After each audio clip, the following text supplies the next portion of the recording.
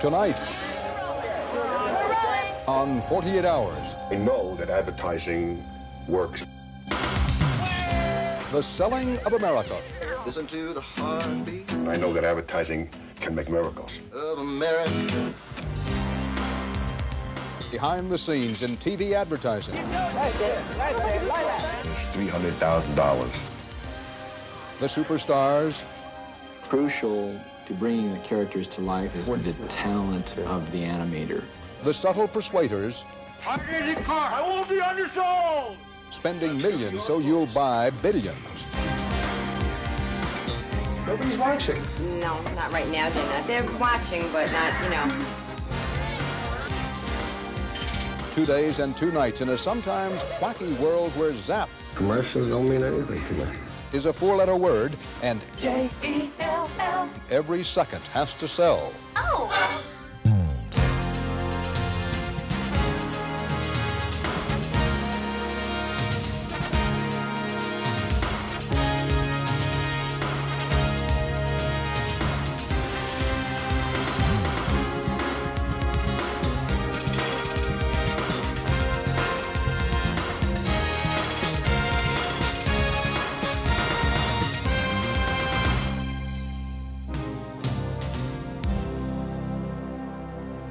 If you're like the average American, tonight you will watch about 50 commercials. Tiny made-for-TV movies, pushing everything from mouthwash to Mercedes in 30 seconds or even less. Advertisers have already committed $3 billion this season just to buy airtime on the 3 major networks alone. With that much money at stake, you can bet that the people behind television's hard sell are using every trick in the book to grab your attention, and they hope your business. For 48 hours, come along with us and find out how they do it, or try to.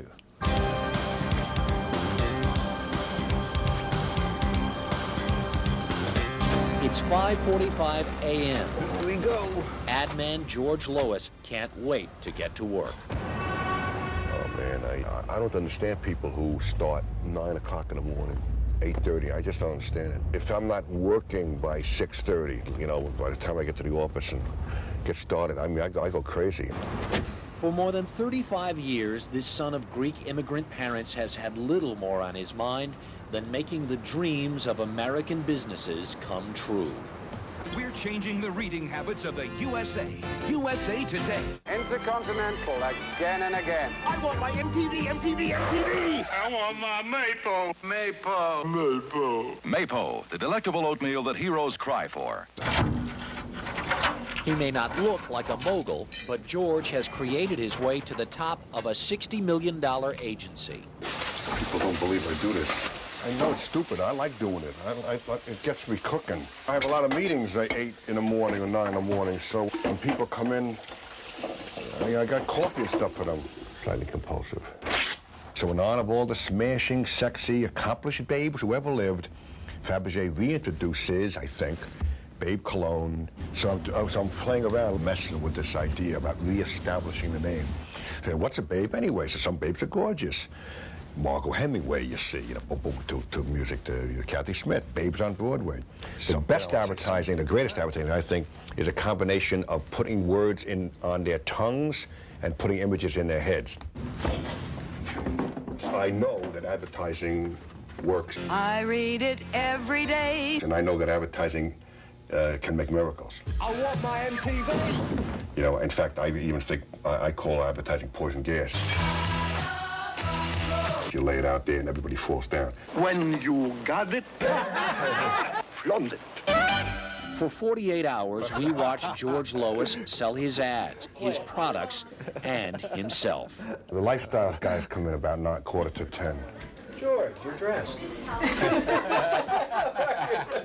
We have 5 or 6 thrilling meetings here a day for each of our clients, and I'm their boy. And I believe in them, and, happily they believe in me. Want to get coffee? And we know from the research that we're doing a significant number of consumers who are aware of the AIDS problem and the need to... One of George's newest accounts is a condom company, ready to start a TV campaign. If you want to change America's attitudes, you got to do it on TV. And it's a 10-second commercial, wham, wham, wham. All fast, 10-second commercials are great. 10 seconds. And so it was the year 1200 BC that the Trojans lost the Trojan War. Questions, and there's a group of young college kids there, and one student says, Professor, do you think the pharmacists will exchange these Trojans for a box of lifestyles? Pulled back from the word lifestyle, we say lifestyles, and the punchline of the ad says lifestyles, it's a matter of condom sense. I once wrote a book called George, Be Careful. When I was a kid, my mother told me to be careful, my father told me to be careful, my teachers, my sisters. And to this day, even though I own my own agency, whenever something happens and you're getting into something outrageous, people say, George, be careful. They realize what... And what I say is, you shouldn't be careful, you should be reckless. You should be George, because you have to be seemingly reckless or seemingly outrageous to do advertising. People say, wow. But if you're careful, it's going to put the world to sleep. Hello, George. Hey, Coach. How you doing, my boy? Good to see you. You're looking well. Here's a guy who was a football coach, and he had 8 things called Jiffy Lubes, and they do lube service for cars, and all the people who were running his stations were all his football players. I said, how come football players? He said, well, those are the guys I believe in. Coffee, Coach? You bet. He said, all the football players I've ever coached, I know the guys who'll go all the way, who'll go the extra yard. He talks that way. Oh, God, I didn't get the milk. I'll get the milk. Get some milk. 9 years later, he's a giant in this business. This man took this business and drove it to the point where it's 1,000 stations in a matter of 9 years, 8 years. And I guess I've been part of it, so I'm as proud of it as Jim is, Welcome to the franchise success story of the decade. Welcome to the McDonald of the 80s. George is certain Coach is going to think his new campaign is poison gas. I think the guy's going to choke up and cry, I swear. I think the guy's going to tear up. Go in closer than I, because a tear might come out. I don't think so. I don't like it. You think it's too strong? No, I think we ought to use the opportunity to say, don't dump on America. Is Jiffy Lube bugging you? Oh, God, no. But I love a guy like Hyman, who I think is a marvelous man, besting me and saying, George, jerk, you missed an opportunity here. And I was pretty good. I bounced back pretty good because I immediately grabbed what he said, and I know it's going to be better. See you. Later, behind closed doors, George's day takes a decidedly positive turn. This is the only time we've been locked out. No. What was going on in here? Well, we were talking about a product that we're giving this agency. Pepsi makes it official. And it's a root beer. It's called Mug. And we think it's going to sweep the country. We think George is going to help push the broom. The Pepsi account means prestige and profit. Okay, giant Pepsi comes in, new root beer. Right. You're going to spend a lot of money here? Megabucks. Before the end of 48 hours, we'll watch George Lois give life to this woman's dream and try to pump up a sagging big city paper.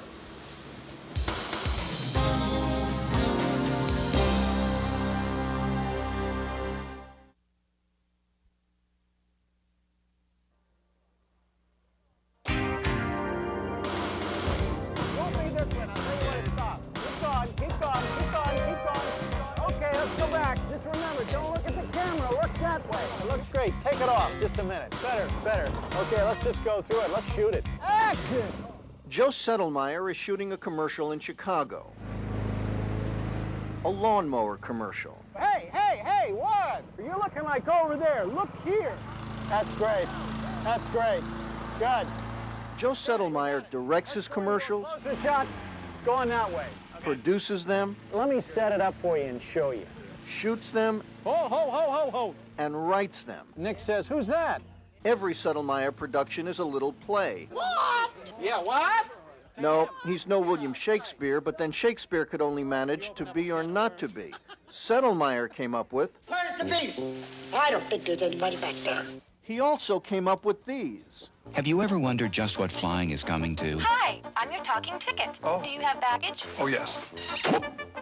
Hi, I'm your talking ticket. Do you have baggage? I don't have any baggage. Yes, my sister wants to know what they do with the money in our current account. Yeah. Yes, we invest. Yes, we invest it, Miss Jessup. Yeah. They invested. Yes, and the money made on this money. Yeah. This money? This money. This money. This money. It's our money. Yes. Yeah. Got a deal good. I'm putting you down to deal with Dick. Dick, what's the deal with the deal? Are we dealing? We're dealing. David's a deal with Don, Dork, and Dick. Dork, it's a deal with Dave, Dick, and Dave. Don, it's a Dork with Dick, Dave, and Doug. Gotta go, Dave. Disconnecting. Gotta go, Dick. Disconnecting. This is it. Joe Settlemeyer has a simple philosophy of advertising. Evidently, this is it. People like ads that are funny. You're probably wondering where I found this divine dining room set. When I first started out, they said humor doesn't sell. People will remember the humor, but they won't remember the product. If I don't have that package on my desk... Well, that's been disproven. I mean, the Federal Express, the Wendy's, the Where's the Beef, disprove that.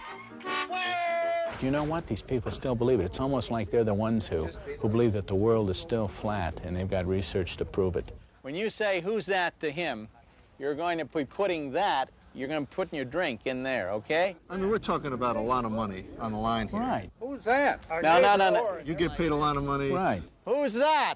The advertisers are spending a lot of money. Cut. But let's not turn it into something it isn't. Who's that? You're selling a lawnmower.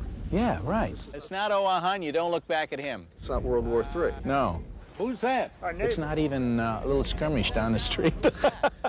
You know what? I think we'll forget that. Helen? Helen, can you see me? Helen! There is the Settlemeyer look. Can you hear me, Helen? His characters are, how should we put it? They're weirdos. No, they're not weirdos. Yeah, right. Good. Beautiful. Beautiful, Frank. Yeah. We've been so conditioned by all this plastic crap on TV that if we see anyone, like anyone walking down the street, you wouldn't even notice that guy. But you see him in my commercial, and you say, my God, he's way out. Well, he's way out relatively to all that other plastic stuff you see. Helen, just relax. Just do what I tell you. Don't try to analyze it. They're not weirdos. They're regular people. He says, what about gas? And you say, what? And you say, gas. Gas. And with that, you say, oh, probably last night's casserole. His commercials may make you laugh, but on the set where millions of dollars are on the line, it's clear that there's nothing funny about humor. Now, don't you look at me this time or I'll blow you up. Cut! You. Get the smile on your face. Smile. Now, come on. It's okay if viewers laugh. That's great. Beautiful. As long as the sponsors are also laughing all the way to the bank. As for the lawnmower people, the grass, they say, has never been greener. We had a record year in 1987, and we will have a record year in 1988. Those are the 2 years that we've been airing the spot that Joe did for us last. Action! Who's that? Our neighbor, Orrin. Ever since he got his new Murray, he's been mowing the whole neighborhood. If it works, why did it work? First of all, they would have been entertained. They wouldn't have been bored. Go! And they'd go out with a nice feeling about the product. It'll make them interested in finding out more about it. Can you see Helen? We spent 48 hours backstage at Settlemeyer's Theater of the Absurd. Got it centered? Yes, sir. Now the curtain is about to rise on the newest Settlemeyer play. To mow or not to mow? When you pay good money for a mower, you want it to be tough and dependable. Does such a good job, we're making the yard bigger. What? Does such a Murray good... mowers are as tough as they come, cutting after cutting after cutting. That Murray's a good buy. What? Goodbye. Oh, say hello to Edna. Murray mowers, tough as they come. You've probably seen this commercial 1,000 times, but do you recognize it? Listen to the heartbeat. Now you do. Listen to the heartbeat of America. It's simply the top jingle of the past 3 years. All in a day's work for Robin Bateau and Jeff Southworth. Feel the heartbeat of America. As today's... He played on the guitar. He was sitting right here, I remember. And I said, well, Robin, it sounds good to me, but you got to get it done in 3 hours. And that spot that he did that night in 3 hours on an 8-track machine was the spot that went on the air. They're high, Joey Levine is the soul of Crushing Enterprises, the jingle house that created Heartbeat, just about the hottest music makers in advertising. Walking through a jingle house is a little like being trapped in a television show without the show. Wall-to-wall commercials. Lipton iced tea. Kentucky Fried Chicken. Kentucky Fried Chicken is real. And if it's not tea or chicken, then it's beer. Budweiser. And if they're not recording them, they're creating them. So slippy slidey, gooey glidey, flip and flop and flip and flop is a fish? Yeah. Well, I mean, this is just... Today's creation, a big-budget national jingle for Jell-O pudding. Here's the concept. So what happens is you close the door, and all of a sudden the entire refrigerator comes to life. Okay. And just, you know, because nobody knows what happens behind a closed refrigerator door. Kids Isn't that like a science or something? The pudding comes alive. It's just emotional. What you feel would be funny and cute. So have fun. That entire session lasted 10 minutes, maybe. Yeah. And seemed sort of vague in terms of what they wanted you to do. Well, that's good. It's good? It's better that way? I think so. Yeah, it gives you a little more creative freedom. And what's the timetable? No, what they say, they need it tomorrow. You look good? No, right? Here we go. Stand by for recording. How long will it take you to get that done? I don't know, about 2 hours. Slowly, holy moly, talking chocolate, never stop it. Better not take much longer than that, because in the next 48 hours, they have to finish Jell-O. Jell-O. Arrange, sing, and produce a New Orleans-style Coke classic. Record a bluesy Diet Coke. The taste is just right. So clean and so light. As well as 9 others, to the tune of an average $50,000 each. Naturally. It's great fun to be able to sit there, have somebody say, I need something that says a fun breakfast cereal with raisins. And then to 5 minutes later, come up with something. Wait, it needs raisins. Okay. And it's like you get really used to working visually. And it's like you just take their visual or their board or their story or their lyric or whatever, and you just sort of like wing it. So we're redoing the entire harmony track. Here we go. Feels so good, go with it. Jell-O. Yeah, that's punch the O. Very good. Day 2. Kenny White is putting the finishing touches on a new arrangement for Coke Classic. What they'd like is a 29-second piece. Add 2 seconds at the end, but still have it come out to 29.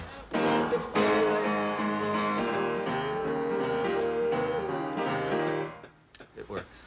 In commercials, the trick of the trade is the hook, a phrase of music and lyrics that's repeated so often you can't get it out of your mind. When they sing Can't Beat It, you think of Coke. That's the hook. In this version, it's repeated 4 times in 9 seconds.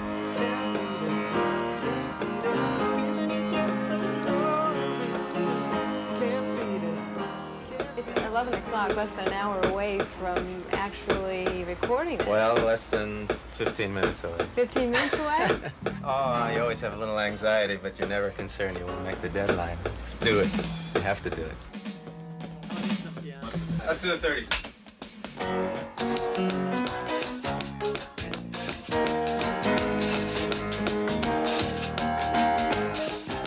Kenny has just 1 hour to lay down all the instrumentals before the New Orleans stars, Buckwheat Zydeco and Dr. John, arrive to do their parts.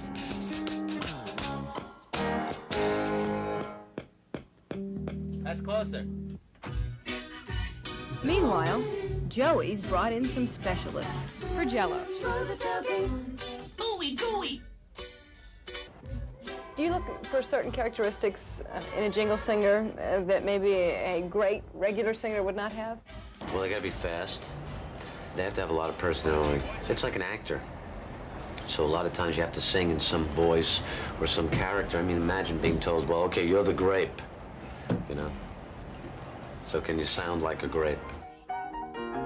Near the end of the 48 hours, Dr. John lays down the piano for Coke Classic. Okay, whatever you want to do now. Yeah, let's do that. Vocalize it. Did that? You up for it now? Yeah. Buckwheat Zydeco does his part, and this musical mission is complete. Can't stop it. Can't stop it. Feeling so real, you just got to share it. Can't beat it. That's what. Can't beat the feeling. That was nice. Yeah. First one girls to do an O. Oh. Oh, yeah, right. Yeah. Just down the hall, it's less than a day since the agency folks presented the storyboards, and the Jell-O jingle is ready.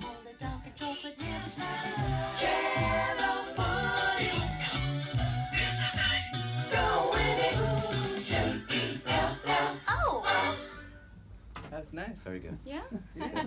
You're done good.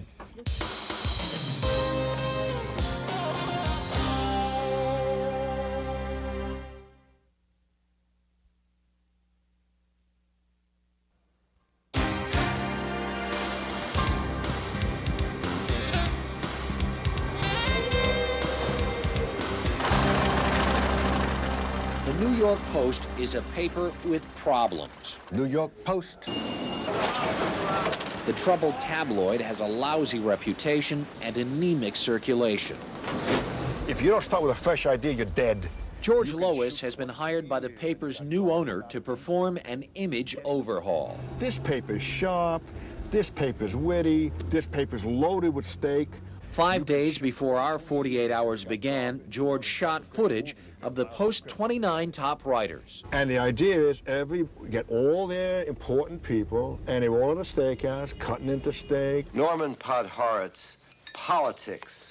Putting ketchup on, or not putting ketchup on like Peter Bessie, not coming out. We're keeping the sizzle, but adding the steak. Lyle Spencer, baseball. Lisa Robinson, rock and roll. Clive Bones, Broadway. The only sound effects that we need are Sound Cream, a great dollop.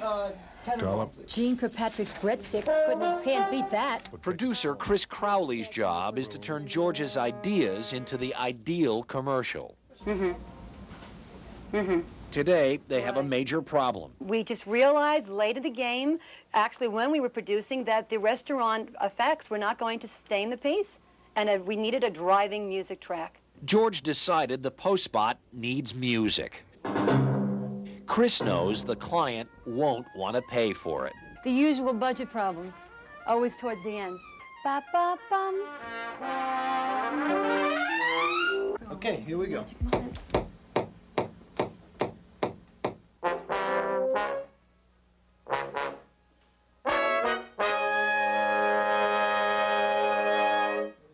What are you trying to achieve with this music? Once more. We're just trying to make better the visual. It drives. It drives the visual. As terrific as the commercial is, it's a little hollow. It needs a little musical energy drive. And music always brings emotion to the spot. Change something. It really does. 2:30, right? Yeah. It's 2 o'clock, crunch time for Chris. She must fix the music mess before crossing town to meet the commercial's narrator, who hasn't recorded a word yet.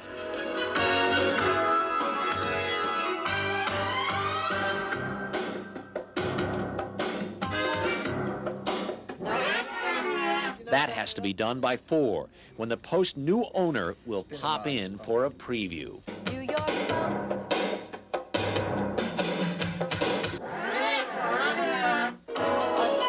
I might not be able to make it. Listen, we're going to be late.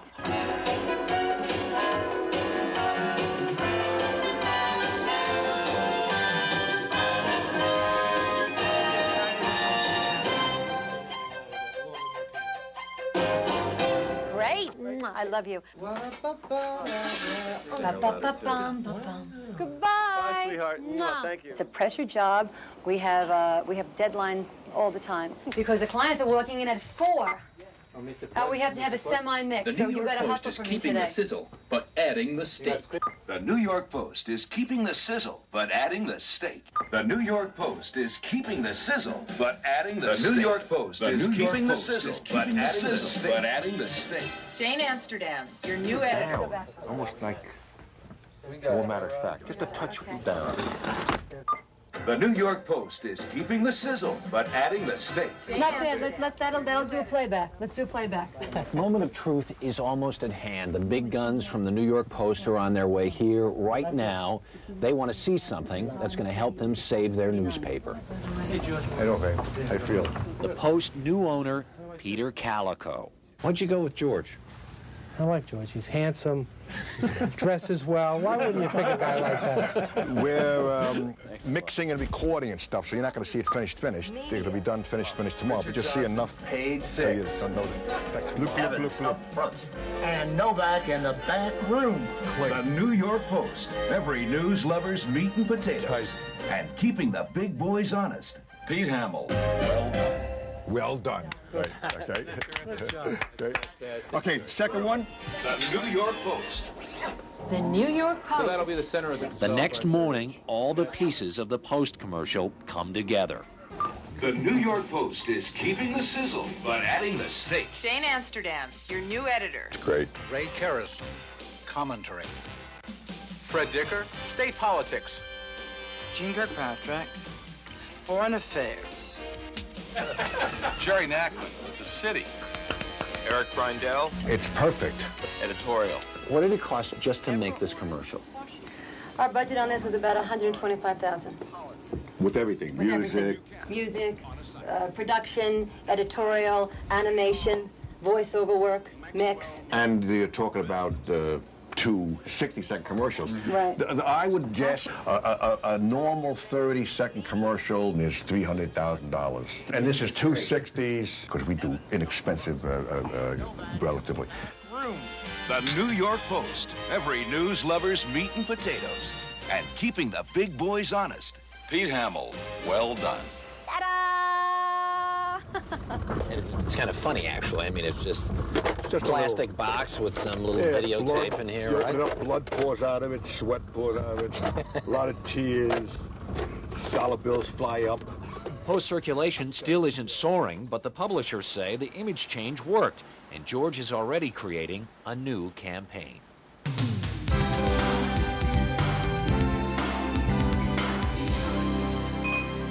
It's dinner time at the Breslin home in a New York City suburb. Over the next 48 hours, 6,000 commercials will run on the major TV stations here. Is anybody watching? Nobody's watching. No, not right now, they're not. They're watching, but not, you know. But something different's happening here. Even when the Breslins aren't watching TV, TV is watching them. Explain to me what the box on top of the Breslin set is doing. It does 2 things.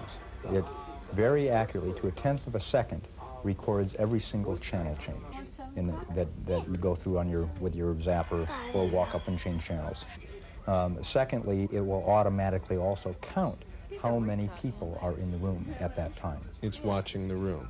It, in fact, is monitoring the room while the TV set is on. At the time of our 48 hours, an experimental research company led by Roger Percy had put 1,200 people meters in New York area homes. The meters were designed to rate not programs, but commercials. Television has always been rated and priced based on the assumption that everybody who sees the program sees the commercials.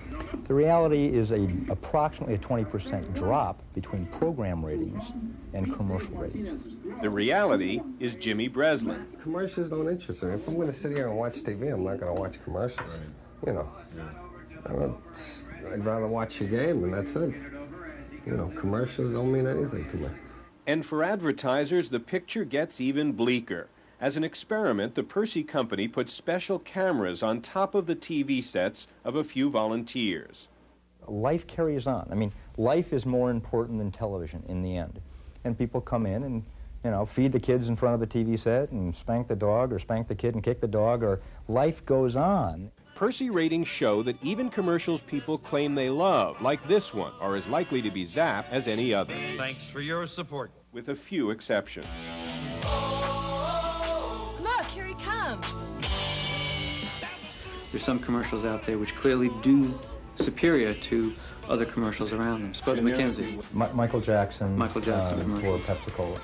It just works. I mean, it retains the audience. It starts the first second of the commercial. They stay through it. You guys have no idea whether there's a connection between watching a commercial and selling a product, do you? Not yet, we don't. But it stands to reason that if people do not watch your commercial, it's hard to argue with a customer who's not there. Advertising executives sweating bullets, millions of dollars riding on their success or failure to get you interested in their commercials, and you just push a button. Sure. It doesn't bother you. Not at all.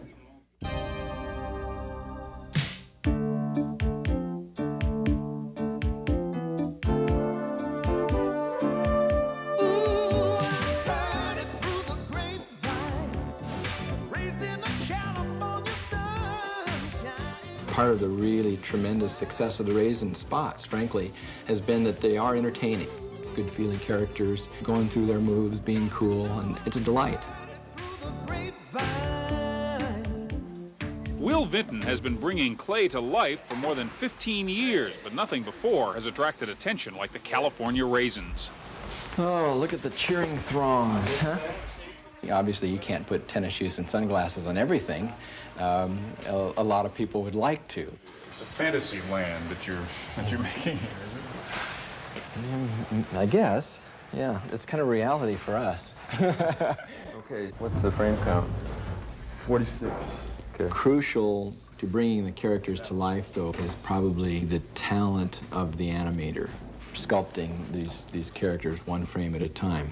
In a scene like this where you have a lot of characters, a mistake could mean coming back in here and spending another 2 or 3 days reshooting something, and it's always so much fun the second time around. The clay material is literally moved, so you can see the material move. You know, you can see the stuff kind of come to life in the way that, you know, a flesh comes to life.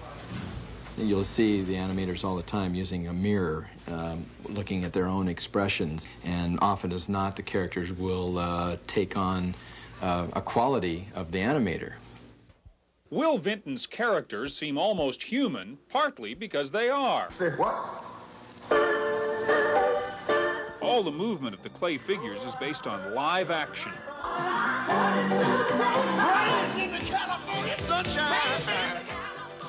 This move here, now the animator liked the fact that Ray kicked his leg up, because that's one of Ray Charles's signatures.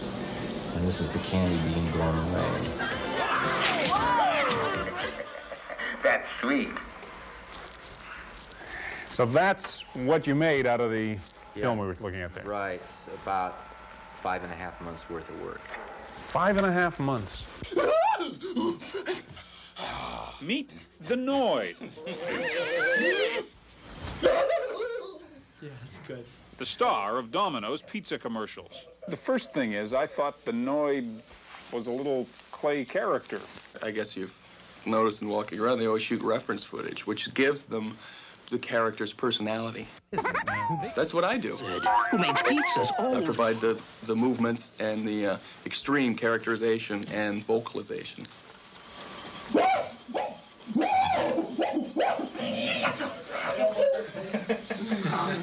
Can you make that pinwheel thing happen? Yeah. Can your eyes go around like this? That's funny, Dave. It's very funny. It's entertaining. Does it sell pizzas? Oh, absolutely. Like crazy, as a matter of fact. I think that good feeling that you get from a funny, enjoyable spot carries over into being good advertising. Everyone dreams of making it big, even raisins. And the big dream shared by every raisin is to be big enough for Post Raisin Brand. You never know. You can't create a phenomenon. It sort of happens, I think. It's the California Raisins. In our 48 hours, the clay animators filmed just 2 seconds of this commercial. Finishing it took almost 1,000 hours more. With the California Raisins, because big raisins make a big difference.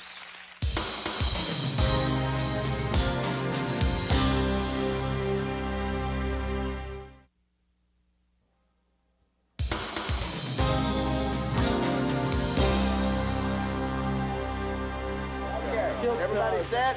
Is the camera open? The lens open? Keep your habit, Dino. Keep your habit, Dolores. Here we go. We're rolling. All right, now easy does it, and action, Dolores. Okay, they're shooting a commercial. Keep it smiling. What's it for? Don't panic, Dolores. Easy does it. Swimming pools? That was pretty good until you fell off. Wrong. How about this? Don't wait on him. Hit him. Selling bicycles? Hit him with the legs. Nope. That's the boy. Big circle. And what about this? Don't speed up now. Keep that circle. Just concentrate on that big circle. The pool, the bicycles, this. Right into the camera. They're all scenes from the same commercial, shot on location in and around San Francisco. Fast, fast. Keep going. Fast walk. Fast walk. And what is it they're trying to sell? Keep going. Keep going. Keep going. Don't slow down. Sneakers. Sort of. Can they try more funny walks? But they're really trying to sell you on you. That's it. That's it. Like that. Okay, so what's the message here? The message is that is individuality. It's that you can express yourself. Marty Cook, one of the ad men from the Chiat Day agency who came up with the commercial. The 80s have been a little bit like the 50s, and everybody's been kind of, towing the line and being, good citizens and all that, and maybe towing the corporate line. And we're trying to do something, saying that, maybe that time is, maybe starting to bubble forth now, and we can, people can be individuals again. Everybody invent their own crazy walk. You walk backwards and just go over the hill with it. In a way, you're selling a lot more than sneakers. Oh, yeah, definitely. Here we go, guys. Lots of energy. Keep it up the whole way. What are you selling? We're selling an attitude. The way you sell sneakers now is to sell attitude. Right. There'll be nice cold soft drinks after this. Here we go, guys. More and more focusing on the broad abstract and what Reebok stands for. Mark Sitley is producing the commercial. He's smart, he's articulate. I don't know what he's talking about. It was intended as a portrait, in this whole sort of melange of like sweet to wholesome to kind of like, found Americana, to just kind of mildly but very American, So by now you get the point. Everything says Reebok? They're selling sneakers, but they're not so crude as to try to sell sneakers. Peacefulness, but with a certain amount of lost innocence and lost promise and all that kind of stuff. These guys are nothing if they're not hip. I mean, like the whole thing is about like you be you. You know what I mean? This is the advertising line. Let you be you. Yeah, she's very you be you. The kid with the hair is very you be you as well. I'll be me and you be you and he'll be him. I mean, what do you mean you be you? Well, I think that we're trying to tap into the you be you in everybody. Stand by! Next one, here we go! We thought that you be you would be a neat way of saying it that would kind of be kind of now. People, it's a little bit like graffiti. It's a little bit like, certain, things that are in the music culture and all that kind of stuff. And it's kind of a modern way of saying, express yourself. Here they come. Here they come. Why are they carrying their bikes? Well, anybody can ride a bike. This is you be you. It becomes then a sort of kind of lighting, graphic counterpoint, and within the thing, you're graphically trying to just sort of... Stand by! And we're rolling. We're on. We're rolling. Right now they're shooting a commercial about business people who are just a little different. I quite frankly think it's based more on the kind of children of the 60s and the politics of why not and hope and celebrating the individuality. I tell you, I'm wearing a size 7 shoe and I have a size 9 foot. Am I a happy fairy? Yes. Wanda is the epitome of you be you. That's right. You be you. This works. When people are at home watching this on TV. I hope that they really like it. I hope it catches their eye. You be you. If I see it and I feel good about it, maybe I'll go out and buy the product. You bet. That's about as deep as that one gets. So $700,000 later, not to mention the millions it will cost Reebok to put the ads on TV, this is the commercial they came up with. If you ain't you, you ain't nobody.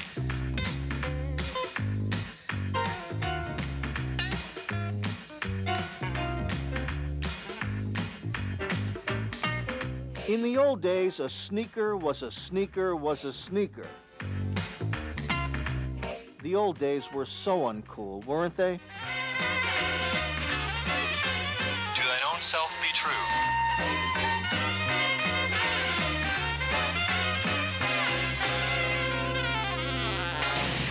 We're celebrating the grand opening of our new Everett store with great deals on TVs, videos, and appliances.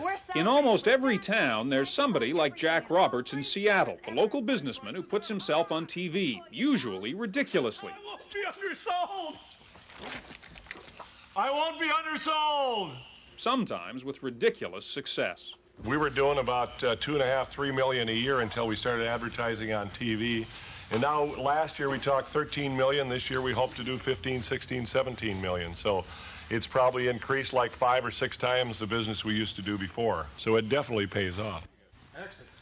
Now I'd like to call 3 character witnesses. I won't be undersold! I think that one of the things you want to do is you want to have your own image, and this gives us something different. And that gives us an identity. And we're local, and we're somebody that they're going to remember. I really didn't get that time. You got in there too fast. You guys quick. You said not now. I thought you said to go on now. I've had a lot of people ask me, well, probably you did a marketing study to know if this kind of advertising would work. I said, no, we didn't do any marketing study. We just started doing things, you know. If it sounds like a good idea, we try it. So you've developed a technique. Mm-hmm. This, have you? Here, I'll show you in a second as soon as I can get this can to work. Okay. See, none of that looks nice and meringue. Oh, got a hollow spot. What we should do on this one, I'll smash one of these guys for a change. Would that be good? You get in there like you're watching, and then I talk. That's the way to do it. That'll be perfect. Yeah. That'll do it. That's how you decide. That's how you decide how to make ads around here. It's just professional. I mean, no. Just decide while you're on the set, while you're making it. This is how we're going to do this. Spontaneous. There's only one way to know for sure. We'll be undersold.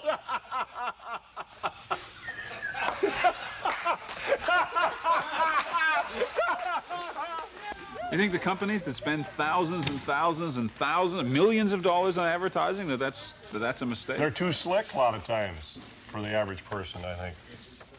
You know, really. I mean, but how? They're too professional. We're not too professional here, that's for sure.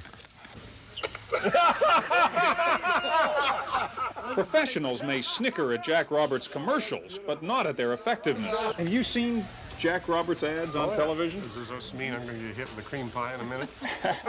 You got to have that sense of humor. That brought me in, too, when I saw that. I like that. They're terrible, but they work. You ever seen Jack on TV? Have you ever seen him? Yeah. I've thrown many apples at him. You consider yourself more a blue-collar guy than I'd say more of a blue-collar guy. I was raised on a farm and, you know, that type of thing. And that's the person you want to appeal to. I think I saw the other day that 2% of the people in the country really make big money.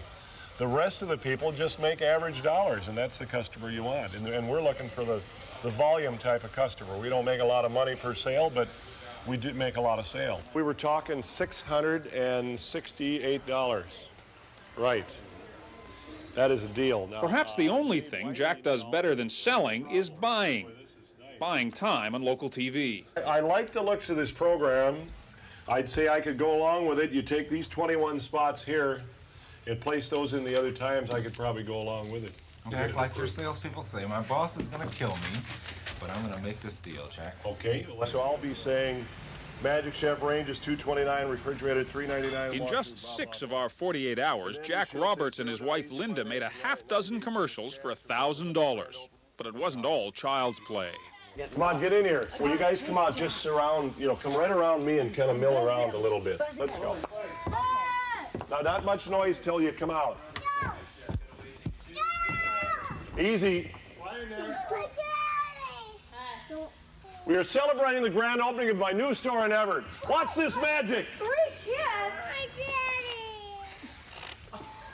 daddy. This wasn't a very good idea, I don't think. Let's just do it with the 2 of them then. You two do it. Okay, run out and do a hug, Christina, and hop. I don't want to do it. Come on, Taylor. Get in there. Get your fanny over here. You're going to Come on. We're celebrating the grand opening of my new store in Everett. Watch this magic. 3 kids? All kids love Jack Roberts. It's not working. They don't seem to love Jack Roberts very much. Is that what you're looking for in your ad somehow, is a warmth, humanity? Yeah, well, in this one anyway, we are. I think humanity, is that what that looked like it showed? I think so. 3 kids? Yes, all kids love Jack Roberts. I won't be undersold.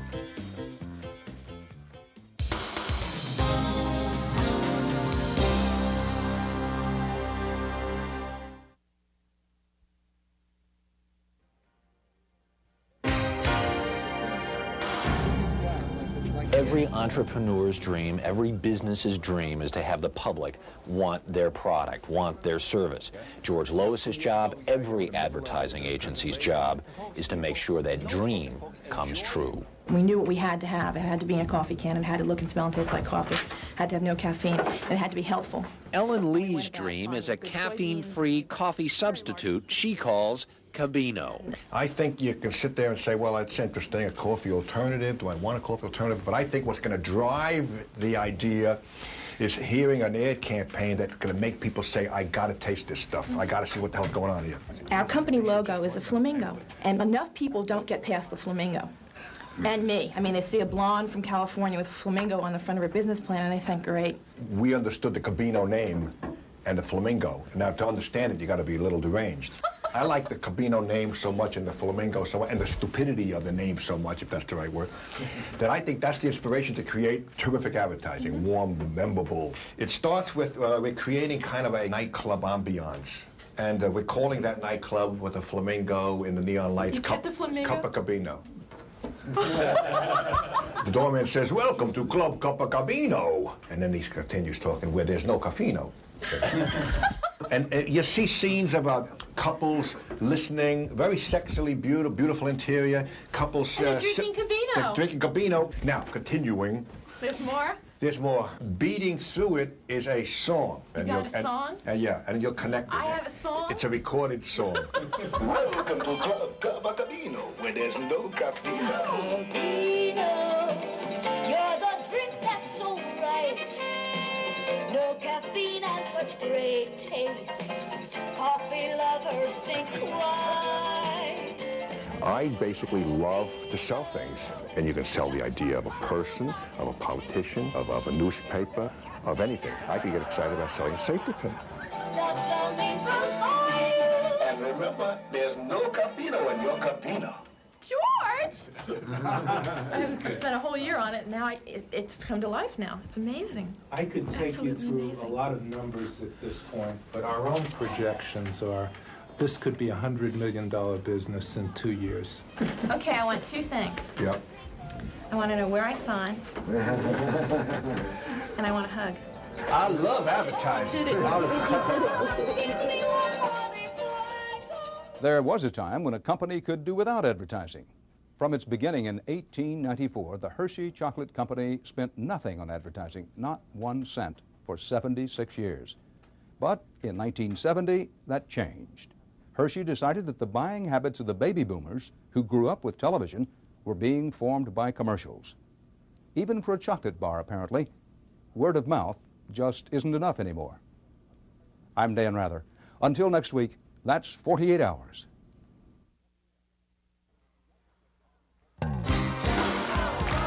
Next on 48 Hours, a suburb ordered to desegregate. I don't think the people in this city are going to stand for it. Low-income blacks on the move to middle-class neighborhoods. Who are they to choose who lives where? A judge says now. Homeowners say never. A landmark battle over race, money, and America's future that could touch your town, too. We're not racist. Not on my street. Next week.